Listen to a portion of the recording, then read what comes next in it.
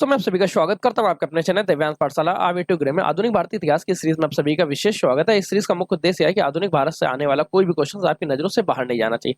अभी हम लोग चर्चा कर रहे हैं गवर्नर जनरल एवं वायसराय के बारे में। एक ऐसा समुदाय जो भारत में सिर्फ व्यापार करने आता है, परंतु व्यापार करते हुए कब वो प्रशासनिक इकाई के रूप में बनता है और कब वो भारत को आजादी देने के योग्य हो जाता है, इनके बारे में चर्चा कर रहे हैं। आज की हमारी ये सेकंड क्लास। इससे पहले की क्लास में हम लोगों ने चर्चा की थी रॉबर्ट क्लाइव एवं वारेन हेस्टिंग्स के बारे में। चलिए आज हम लोग कंप्लीट चर्चा करेंगे। ये सभी क्लासेस आप सभी के लिए इंपॉर्टेंट है। अगर आप इनमें से किसी भी एग्जाम्स की तैयारी करें या कोई अदर एग्जाम्स की तैयारी करें, अगर आप भारतीय इतिहास को अच्छे से जानना चाहते हैं तो भी ये क्लासेस आप सभी के लिए बहुत इंपॉर्टेंट है। चलिए सबसे पहले हम लोग देखते हैं, लास्ट क्लास में हम लोगों ने गवर्नर जनरल एवं वायसराय के बारे में चर्चा की थी। हम लोगों ने चर्चा की थी कि ये पद क्यों बना, क्यों इनका नाम गवर्नर जनरल एवं वायसराय रखा है। हकीकत में ये है कौन? ये सभी ईस्ट इंडिया कंपनी मतलब इंग्लैंड के अधिकारी हैं जो भारत में व्यापार करने आए थे, परंतु भारत में व्यापार करते करते धीरे धीरे वो प्रशासनिक इकाई के रूप में बन गए। जब तक वो व्यापार करने आए तब तक वो सीईओ जैसे पोस्ट पे रहे। जब वो प्रशासनिक इकाई के रूप में बने तो उनका नाम governor, governor general, governor general के बाद वायसराय, इस तरह के नाम परिवर्तित होते रहे। ये नाम पदों के नाम है।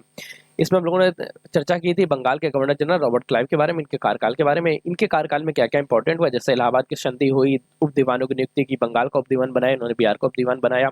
फिर हम लोगों ने चर्चा की बंगाल के गवर्नर जनरल में वारेन हेस्टिंग्स के बारे में। वारेन हेस्टिंग्स के कार्यकाल में 1773 में कुछ होता है, कोई एक्ट पारित होता है, 1784 में कोई एक्ट पारित होता है। इनके बारे में बाकी चर्चा की। आज हम लोग चर्चा करेंगे इसके बाद कि इन सभी के बारे में, इन सभी गवर्नर जनरल किस तरह बने और किस तरह से इन पोस्ट में सृजित करते हुए इन लोगों ने क्या क्या कार्य किए। चलिए आज की क्लास को स्टार्ट करते हैं। सबसे पहले हम लोग बात करते हैं सर जॉन मैकफर्सन के बारे में। सर जॉन मैकफर्सन ये सिर्फ एक साल तक रहे, 1785 में 1786, और ये केवल अस्थायी गवर्नर जनरल के रूप में नियुक्त हुए थे। अस्थायी गवर्नर जनरल, आपसे इस तरह से क्वेश्चन पूछा जा सकता है अगर बहुत ज्यादा डीप पूछना चाहता है। फिलहाल इससे इनसे रिलेटेड क्वेश्चन नहीं पूछे जाते कि पहला अस्थायी गवर्नर जनरल कौन बना। नाम याद रखिए, सर जॉन मैकफर्सन। 1785 लेकर 1786 में। क्यों 1785 में वारेन हेस्टिंग्स ने अपने पद की मुक्ति दे दी थी, पद त्याग किया था। इस वजह से इन्हें 1785 से 86 के मध्य एक साल के लिए अस्थायी गवर्नर जनरल बनाएगा। इसके बाद लॉर्ड कॉर्नवालिस के फुल टाइम के लिए एंट्री होती है। लॉर्ड कॉर्नवालिस, कॉर्नवालिस से नाम से आपको देखो इतिहास के कई घटनाएं क्रम याद आ गए होंगे। सबसे पहले तो टाइम पीरियड देखिए 1786 से लेकर 1793। जब आपने हिस्ट्री जब आप पॉलिटी पढ़ते हैं तब पॉलिटी में आपने याद दिया होगा 1793 का चार्टर एक्ट। 1793 के चार्टर एक्ट में जो कुछ भी घटनाएं होंगी वो किनके कार्यकाल में हुई होंगी, इसका मतलब उनको बनाने के लिए किनका कार्यकाल होगा, लॉर्ड कॉर्नवालिस का। और 1793 में ये कॉर्नवालिस एक्ट पारित होता है। कॉर्नवालिस एक्ट बहुत इंपॉर्टेंट रहता है आप लोगों से। कॉर्नवालिस कोड या कॉर्नवालिस एक्ट के नाम से इन्हें जानते हैं। इसका आशय यह है कि शक्तियों का पृथक्करण किया जाए।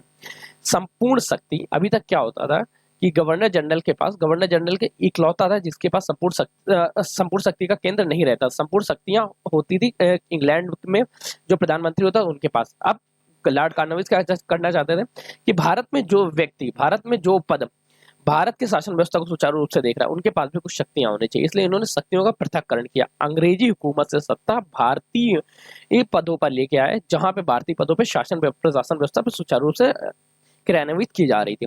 1793 में स्थायी बंदोबस्त व्यवस्था लागू। स्थायी बंदोबस्त व्यवस्था क्या, भू राजस्व की एक पद्धति है। भू राजस्व मतलब टैक्स कलेक्शन के मतलब बारे में।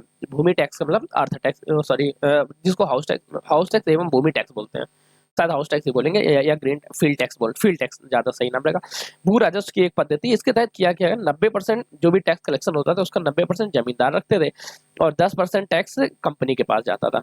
इसके साथ ही इनको भारतीय नागरिक सेवा का जनक भी माना जाता है। नागरिक सेवा के जनक से आशय यह है कि भारत में जो सिविल सिस्टम लागू किया गया, जो भारत में बाकी पदों की नियुक्ति की गई, सिविल सेवा के पद लाए गए, वो इनके द्वारा लाए गए।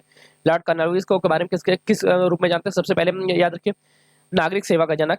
स्थायी बंदोबस्त पद्धति लागू किया। स्थायी बंदोबस्त पद्धति बनाई किसने, किसके बारे में थोड़ी देर में चर्चा करते हैं। कॉर्नवालिस एक्ट लेके। कॉर्नवालिस एक्ट क्या है? कॉर्नवालिस एक्ट के शक्तियों का पृथक्करण के बारे में कार्य करता है। अब हम लोग चर्चा करते हैं इनके बारे में थोड़ा सा और भूमि व्यवस्था के बारे में।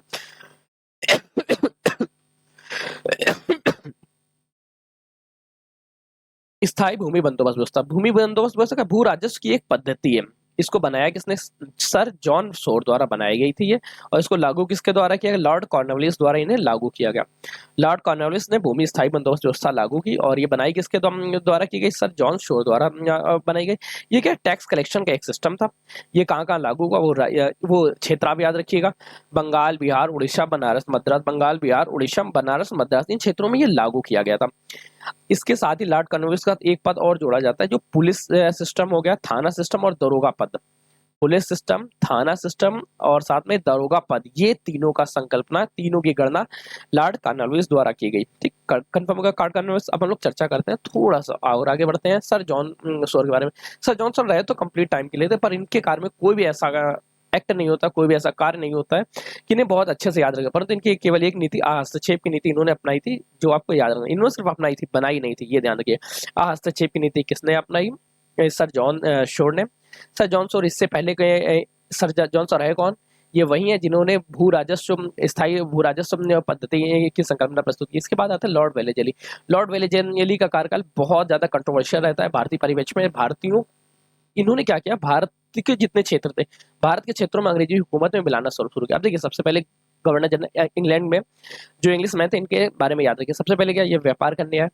व्यापार करते हुए इन्होंने एक समांतर गवर्नमेंट स्टार्ट की। समांतर गवर्नमेंट स्टार्ट करते करते अपने इस गवर्नमेंट को मजबूत करते गए। फिर ये प्रीवियस गवर्नमेंट जो भारत में मुगल सत्ता चले तो उसको समाप्त करके एकल सत्ता के रूप में आए। इनका भारत के कुछ ही क्षेत्रों में शासन था। अब धीरे धीरे ये करेंगे कि भारत में अलग अलग क्षेत्रों में अपना शासन प्रशासन व्यवस्था बढ़ाते रहेंगे। लास्ट में हम लोगों ने बात की थी बंगाल के गवर्नर जनरल और भारत के गवर्नर जनरल दोनों नामों में क्यों परिवर्तन लाए गए। उसी तरह से ही अब वेलेजली इस चीज को और अच्छे से प्रस्तुत करेंगे। बंगाल के गवर्नर जनरल है, धीरे धीरे ये बंगाल के गवर्नर जनरल से भारत के गवर्नर जनरल बनेंगे। किस तरह से उस परिप्रेक्ष्य में ये जाते हैं।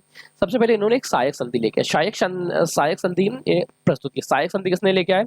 लॉर्ड वेलेजली द्वारा लाई गई सहायक संधि। साथ में ये स्वयं को बंगाल का शेर कहलाता था। बंगाल का शेर किसे कहते हैं? बंगाल का शेर किसे कहते हैं? लॉर्ड वेलेजली को। आज से रिलेटेड क्वेश्चन सबसे पहले याद रखिए, बंगाल का शेर किसे कहते हैं। और दूसरा क्वेश्चन, नागरिक सेवा, सेवा का जनक कौन है? नागरिक सेवा का जनक लॉर्ड कॉर्नवालिस। बंगाल का शेर लॉर्ड वेलेजली। सहायक संधि कौन लेके आया? Lord Wellesley. इन्होंने डुप्लेक्स सहायक संधि की। सहायक संधि के बारे में हम लोग आगे चर्चा करें। इनके काल में चौथा आंग्ल मैसूर युद्ध होता है। साथ में ये कंफर्म है, कोई खास इंपॉर्टेंट नहीं। अब चर्चा कर लेते हैं लॉर्ड वेलेजली के बारे में। सहायक संधि के तहत किन राज्यों को हड़पा गया, वो राज्य याद रखिएगा। हैदराबाद, मैसूर, तंजौर, अवध, पेशवा, बरार, भोसले, सिंधिया, जोधपुर, जयपुर, बूंदी, भरतपुर। अच्छा, ये सहायक संधि है क्या? सबसे पहले जैसे सपोज ये कोई भारतीय राजा है, भारतीय क्षेत्र का राजा है, तो अंग्रेजी हुकूमत क्या कहती है? मैं आप लोगों को सुरक्षा प्रोवाइड करूंगा। किसी अन्य देश से किसी अन्य पड़ोसी राज्य के साथ अगर लड़ाई होती तो मैं आपको सेना दूंगा।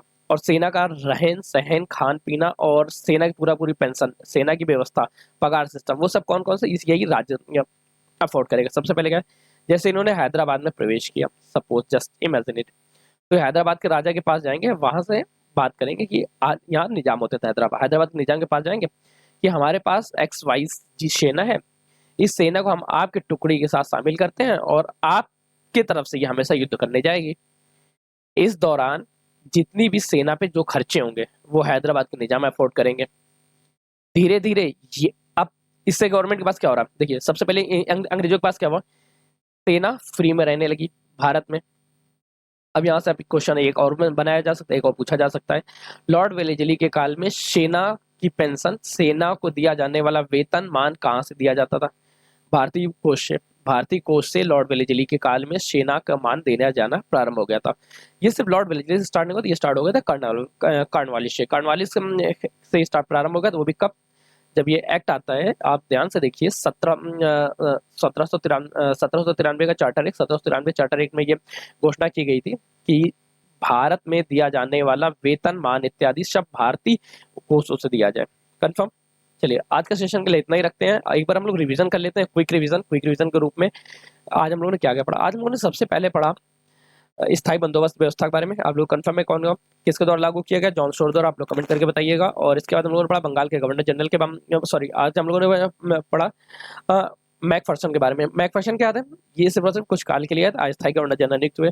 लॉर्ड कॉर्नवालिस के बारे में चर्चा करें। लॉर्ड कॉर्नवालिस कोड है इनका, बहुत इंपॉर्टेंट, स्थायी बंदोबस्त व्यवस्था। और इन्होंने क्या, कंपनी के व्यापार पे रोक लगा दी। सर जॉन शोर के बारे में कुछ खास नहीं किया, अस्थायी हस्तक्षेप की नीति अपनाई। और लॉर्ड वेलेजली के बारे में जब चर्चा करें तो इन्होंने, लॉर्ड वेलेजली स्वयं को बंगाल का शेर कहलाता है। सहायक संधि के तहत कौन कौन से भारतीय राज्यों को हड़पा गया, उन राज्यों के नाम याद रखिएगा। हैदराबाद, मैसूर, तंजौर, अवध, पेशवा, बड़राज, सिंधिया, जोधपुर, जयपुर, बूंदी, भरतपुर, जिसमें से हैदराबाद, मैसूर, तंजौर, अवध, पेशवा, ये बहुत ज्यादा इंपॉर्टेंट होते हैं। ये रिपीट करके कई बार लगातार एग्जाम से पूछे गए हैं। अब हम लोग चर्चा करते हैं, कल हम लोग किसके बारे में पढ़ेंगे? कल हम लोग पढ़ेंगे सर जॉर्ज बांडो के बारे में, मिंटो के बारे में, हेस्टिंग और एम अस्टर के बारे में। चलिए आज के सेशन के लिए इतना ही। आप यहाँ तक हमारे साथ बने रहे, आपका सबसे धन्यवाद। सेशन को लाइक करिएगा, अगर आपको अच्छा नहीं लगता तो आप डिसलाइक भी कर सकते हैं। मैं कहूँगा डिसलाइक के बटन को 2 बार दबाएं ताकि मुझे पता चल सके आप कितनी वीडियो को डिसलाइक करते हैं।